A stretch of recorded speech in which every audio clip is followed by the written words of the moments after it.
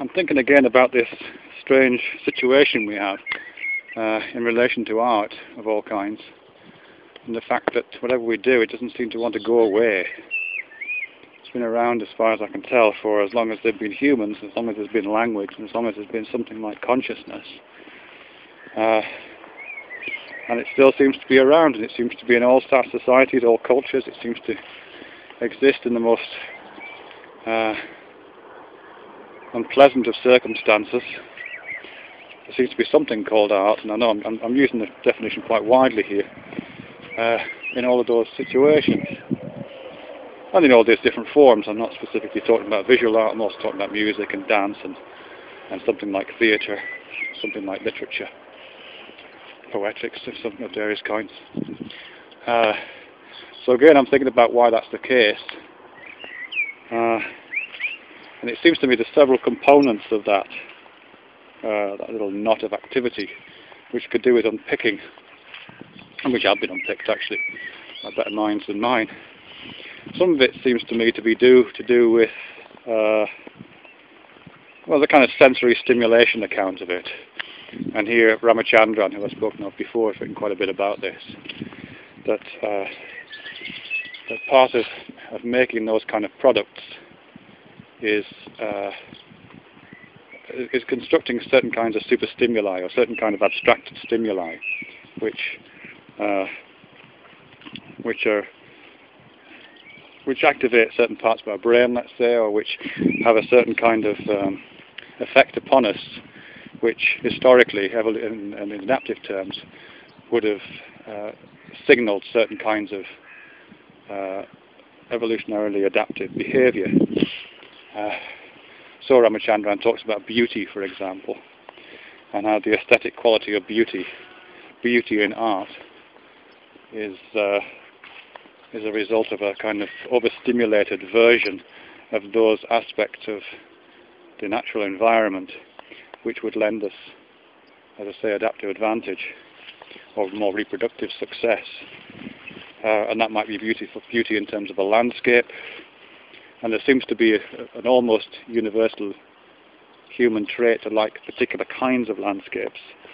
And I think there was some work done on that which suggested that those landscapes tend to be the most productive and the best suited for human survival.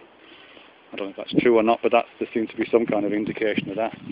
But also beauty in terms of other human beings, which some accounts give as relating to displaying the signs of fecundity, of reproductive success, or success in other kinds of aspects of the life world that would enable you to raise children, those kinds of things. And beauty in objects and various things. That those things are as I say, super-stimulated versions of adaptive traits or features of the world around us, which would lead to greater reproductive and survival success. So there's part of this art thing which is to do with, let's call it beauty, as a kind of shorthand, but it refers to other kinds of things as well. There's also, I think, something to do with two things actually within this little knot of activity to do with creativity. One is to do with the kind of low-level default version of creativity that's present in all of us and that allows us just to make sense of the world around us. And this is something I've spoken about before, the binding of sensory data into individual experience, which is so intuitively obvious and so transparent that we don't even notice it happening. But it is pretty phenomenal, the fact that the individual bits of information from my right and left eye are just unproblematically turning themselves into depth perception, or the various wavelengths of light that are coming at me somehow are turning themselves into the colours of the spectrum in a completely unproblematic way.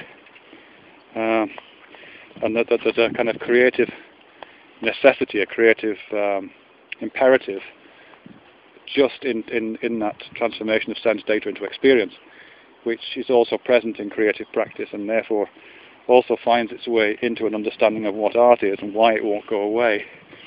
If we are natural-born creators, in the sense that our sensory modalities, forces, all the time are based on the idea of creative engagement with data, then it would be strange in many ways if that wasn't reflected at slightly higher resolutions.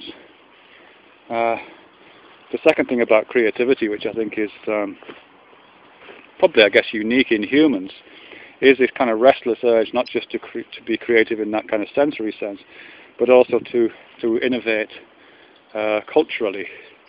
It seems to be the great trick that we have as humans, to constantly be putting one foot in front of the other in terms of developing the next big thing.